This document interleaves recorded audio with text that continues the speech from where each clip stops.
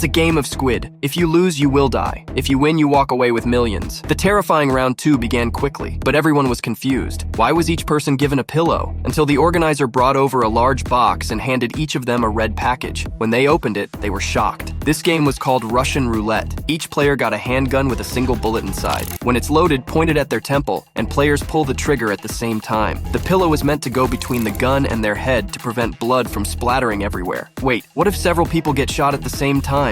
The organizer replied, "Wouldn't that be great? Anyone who gets shot is eliminated." But then a schoolgirl suddenly asked to trade guns. 2 men eagerly fought to trade with her, but she chose the same burly man from the previous round. Seeing the bald fail to get a trade, the housewife was so kind to switch with him. Then everyone positioned their pillows, raised their guns, and got ready. As the organizer began the countdown,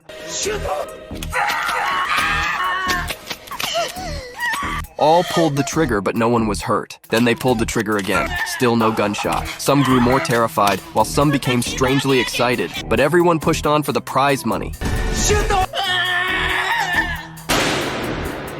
Exactly the housewife who had swapped with the bald. This time, players' laughter was even more twisted. Each person earned another $17 million, but before they could celebrate, an even more intense third round began. Only 6 players remained. In front of them was a pool with 6 tanks. Each person chose a tank, closed the lid, and held their breath underwater. The longer, the more money they earned. They could surface and open the lid when they couldn't hold on. But of course, this was no ordinary game. One of the lids would not open, and with reinforced steel walls, so anyone trapped inside would surely die. Choking to death on water is the most painful way to die. Everyone was scared, except for Fat Ant, who couldn't hide her excitement. She eagerly picked a tank, but after inspecting it, she gave it to the schoolgirl. She said, "This one on the edge is definitely safe," and even handed the girl her lucky charm. The girl was so grateful then she jumped in. Fat Ant casually picked another tank for herself. When it was the burly's turn, he asked the organizer which tank he would choose. The organizer instinctively replied, "Whether it's the restroom or the bar, I'd pick the one closest to me." But he quickly realized he was being tricked and tried to backtrack. Yet the burly man decided to trust him and jumped into the nearest tank. The handsome chose the tank next to the schoolgirl. Now only the doctor and the bald remained. The bald is afraid of water, so he insisted the doctor pick first. Finally, he climbed into the last tank. As the organizer counted down, all 6 players submerged themselves.